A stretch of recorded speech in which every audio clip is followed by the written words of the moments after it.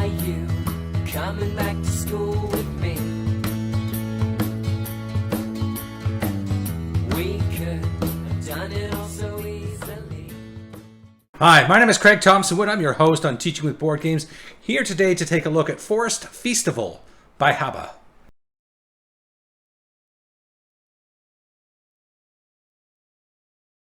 Haba is a very well-known company for board games. They have literally hundreds of board games, and a lot of them are geared towards young kids. And this one is no exception. You can see here it's for ages 2+.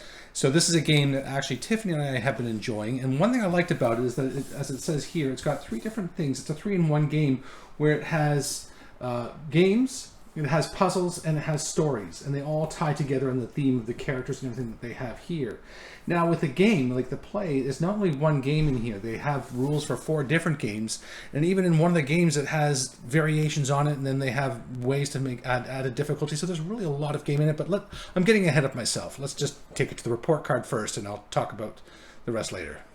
So looking at the number of players for Forest Feastival, I'm going to give it a B+. Odd, you might say, because it plays between 2 to 4 players, but B+ is like great. You know, it's nothing exceptional, but I mean, in this case, I wouldn't want to play with more than four kids that are ages 2+. It's one of those games I think that it's perfect right where it's at. It's not exceptional, so I'm not giving it the A, but it really is the perfect sort of spot that you want for a game of this age grouping. In the learning for Forest Feastival, I'm going to give it the A+.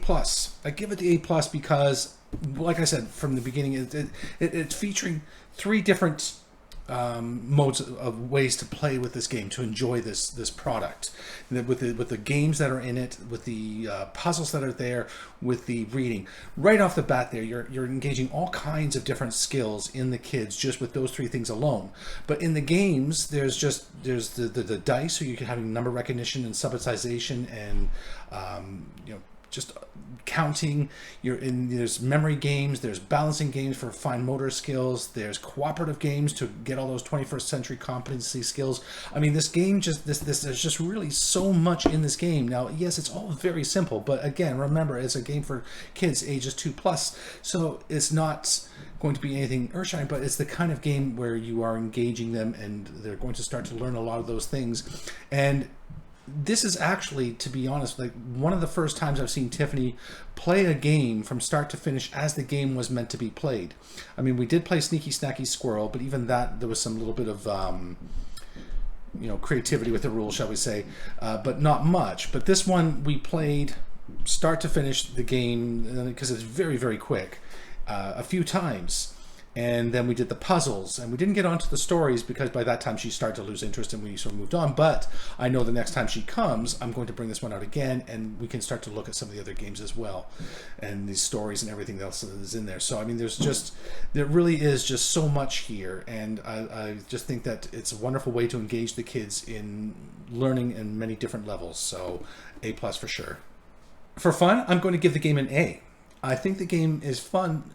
Not only just like, again, very simple games, a lot of roll and move and those kinds of mechanics and things, but again, I keep reminding you, ages 2+. We're talking about some very simple things here, but I love the fact that it's not just you play one way and that's the only way. Like I said, there's 4 different games, and well, in entirety, I guess there's 6 different games when you consider that the one game has 2 variations on it. And even more if you consider the fact that there's ways to make added complications, the game more complicated, more difficult, if you want to provide a greater challenge for this children as they're playing. So there's just really a lot of different things you can do with this one, and so and engage them in different ways. If they're not into this one particular way, try a different way. If they don't like the competitiveness, then play the cooperative game. If they don't want to do that, then there's puzzles. You can read to them. I mean, there's so much going on here. There's going to be something that you can engage them in multiple levels. I think that's wonderful. For time, I'm going to give the game an A. The game is, super, super quick. I mean, Tiffany, like I said, we played, I think 3 games of just the race game, and we played in less than 20 minutes. The setup for some of the games, the setup might be greater because you have to put down different pieces, make sure that you get the right pieces out, that you have the right side up, because one side will show like grass and the other side shows flowers. You want to make sure that for different rules, you'll see all this when I take it to the table and show you how the different games are played. but setup is probably in some cases going to be longer than the game itself, and cleanup is just everything goes back into a baggie, so it's not a big deal. But overall, timing is very quick on this one. And the puzzles are very easy. The story's not very long. So anything that you're choosing to do out of this game is not going to be a huge time commitment. It's just a case of how much time do you want to commit, and then doing a number of activities to fill up that time. For cost, I'm going to give the game a B+. I picked this game up for $40 at levelup.ca, and I think that is a very good price for a game like this, particularly when you're looking at the amount of different things that you're getting in here. That you're getting all the components that you're getting, and with Haba, a lot of the components are nice, solid, chunky wood pieces, which are practically indestructible. There is a fair number of cardboard pieces as well, which aren't quite as indestructible, but still they're very thick cardboard. And I just think the components and everything that you get in this game are absolutely wonderful. And you've got the puzzles, you've got the books, you get and the ideas that you get in the game as well for like they give you ideas of things you can do to enhance the games. Like when you get to the spot, do a little gnome dance. So you come here and you can find the characters of the story inside the pictures of the maps and everything that are on here. It's a lot of great things in here, and the only reason I don't maybe put it into the A category, and it may go into the A category for me in the future, but I haven't had as much time to play with Tiffany with this one as I would like. So while I'm thinking there's probably a lot of replayability in here, I'm just not sure, is this one like she's going to be wanting to come back to again and again and again. Like I know ones like the Animal Upon Animal and the Zimbos are two of her favorites, and she wants to constantly go back and replay those games. But she doesn't replay them as the game. She just likes playing with the pieces in her own way.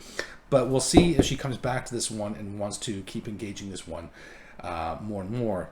So I'm hoping so, because like I said, I think there's a lot of great things in here. But I'm still just being a little bit reserved. So like the B+ is a reserved grade for me. Like I said, it has definitely the potential to go higher. If Tiffany really keeps requesting this one and wanting to play more of this one, then that'd be great. But for now, like I say, a conservative B+. All right, let me take this game to the table and I will show you how it's played, how all the games are played. In the first game of Forest Feastival, it's simply a race game. The characters, and what I actually want to start off before I talk about the game itself is I love this. This is not something you often see with board games. The first time I remember seeing something like this was with the game called Cleopatra and the Society of Architects, where it actually uses the box as part of the game itself. Now, in Enchanted Tower also does this, which is a game I reviewed a while back with Timothy, and we even played that one together. But this is not something you often see, and I love when they do this, and they even have that little extra backdrop on the back there just to add more theme and immersion into the game itself. And this is going to be used in different ways for the different games. So with this one, you're just starting, everybody starts at the bottom here, so I'm just playing as a two-player game here. So it comes with this big chunky six-sided dice, but the dice only has 1 3, 4 2s, and 2 1s. No, sorry, 3 2s, 2 1s.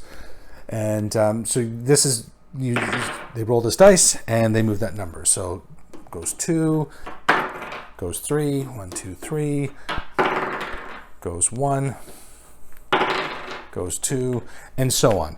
You play until you reach the top there. There's a little party at the top there, a larger space, and when you reach the top, that's the winner. So that's the finish line up here in this party zone here. So that's the very simplest version of the first game. Now what you can do to add more to it is you can do things where you can put fruits in the fields. Now when you put the fruits down, they have a uneaten side, and then on the reverse they have the eaten side. So the fruits provide energy, and so when the animals go, so goes 2, the fox goes 2, squirrel goes 3, 1 2 3. So the squirrel's landed on a space with the grapes. So what you do then is you flip over the grapes to the eaten side. The squirrel gets a boost of energy from the grapes and goes 1 more space. The fox goes 2. Now, if the fox were to land on that space, the grapes have already been eaten, so the fox doesn't get the benefits anymore. So the first person to the space gets the benefits. And it's the same idea, that you are just racing to the end, and whoever reaches there first is the winner. And the third way to play this game is with balloons. So you have these balloon tokens, and on the back, oops, if you don't drop them, you have the popped side. So again, you're putting those balloons down in the spaces on the board, like so. Okay, so you put them in the fields. Now they talk about the fields, and these are the fields that they're talking about. So where they have the little ringed nature areas, not the stones, but the fields in between.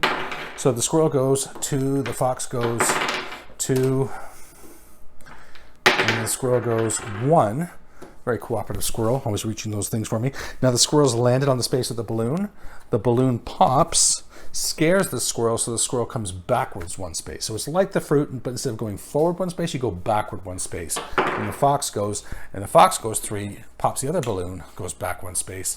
Now the squirrel goes 1 again, but the balloon's already been popped, so no more effect. Again, just like the fruits, the first person there gets the effect of the token that's there, but after the effect has been resolved, it's done for the rest of the game. So those are your 3 ways to play the race game. Let me set you up for the balancing act. So in the balancing act, what you're doing is you have the players start onto the top board here. They start on the bridge, and they are going to slide their piece. They don't lift, they're supposed to just slide their piece over to a leaf. And then they're going to pick up that leaf and balance it on their character's head. They then carefully slide their piece back again to the bridge, and they make it back to the bridge without dropping the leaf. They get to keep that leaf. And then the next player goes, and they put a leaf on their head, and they come back, and oh no, they were clumsy and they dropped it. So they come back, but the leaf stays there. They don't get the leaf. And then the next player goes. The next player tries to get this leaf. Oh, they dropped it. They come back and comes forward, gets a leaf on their head. Okay, I'm being really clumsy now. Let's get this one's closer. Oh, probably I'm doing this left-handed and I'm a right-handed person. Stay on my head. Anyway, you get the idea. They can bring the leaf back. They keep the point. If they drop the leaf, then they don't get the point, and they keep going until all the leaves are gone. Whoever has the most points is the winner.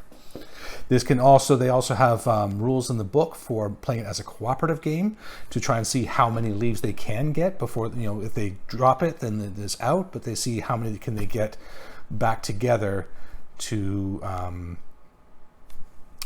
back across without dropping them. So they're trying to work together to make sure they're not dropping the leaves, and it's an encouragement rather than a competition. Let me take you on to game 3. So the third game is a memory game, and you use the same landscape as you did with the balancing act game. Characters are going to take a turn. They go up to one of the leaves, they turn it over, and so this one has a snail. They're then going to go to a tree, pick a tree, and then look underneath the tree. And this one has a peach pit. I'm not quite sure what that is, but I'm sure it'll make it be more clear once we've found it. So that's not a match, so we go back down. And then the squirrel goes, and the squirrel's going to pick this leaf, and we have a frog. And then they'll go to this tree, and they look, and it's a mushroom. So they don't get anything. So this one's going to go to this one, and we have a mushroom, come here to here, and it's a mushroom, so we have a match. And so simple matching game. Now they suggest rules for complication where you can reshuffle the trees or something to make it more difficult. There's also some extra leaves and things which are just blanks you can put in for added challenge, depending on the age level and the difficulty level you want to present for the players. Now in this last game, it's a cooperative game, and you use all 5 players regardless of the number of people who are playing the game. And every character is looking for flowers in their own colors. So the fox likes the purple, the deer likes the blue, the squirrel yellow, the owl orange, and the badger green. I guess that's a funny green, but it's greener than that yellow is, so it's green. So we take the fox out, and we choose one of these groups of flowers, and we flip it over. Is it a match? No, that is yellow. So we're going to put that back down, and the fox comes back to the end of the line. And then so the next player is going to take yellow out, and remember, hey, it's yellow. So they match, and they go to the festival grounds with their flower. Okay, you can see me maybe bounce it on their head. Okay, and then so the next player goes with blue, and blue looks, and that is a green flower, so that's no. Go to the end of the line. Then orange will come out to here, and that is orange, so the owl gets the orange, and happy days. So you keep playing until all the animals have their flowers, are in the festival grounds, and then the game's over. So there's no winners or losers with this one because it's just a cooperative game. So those are the 4 games for Forest Feastival. Let me show you quickly.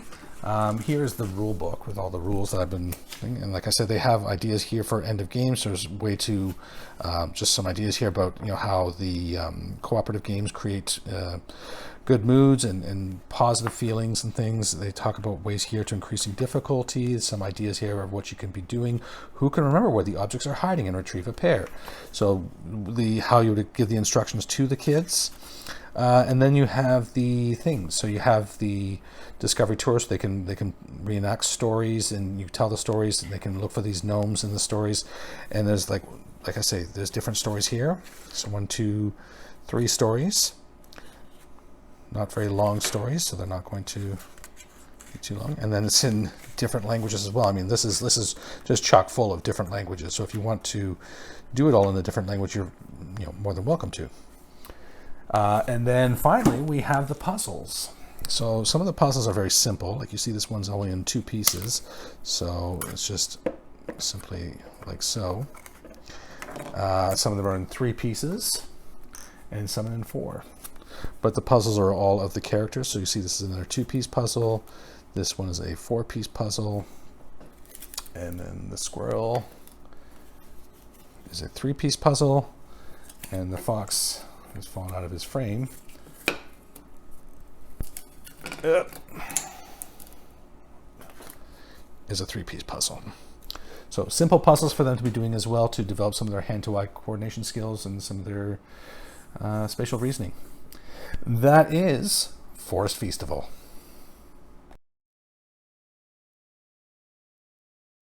So I think Haba's done another great job with this one. As I've said in the report card section, I think that the amount of different games that are in here, the amount of extra details they put in for ways that you can add to the game by, trying to lead the kids to deeper understandings, to engage them in different ways in the game by having stories and puzzles and all these things that are in here. I just think this is an absolutely wonderful product, and one that I think that I'm hoping that Tiffany's going to get a lot of enjoyment out of, and her younger sister Tinsley when she gets older too.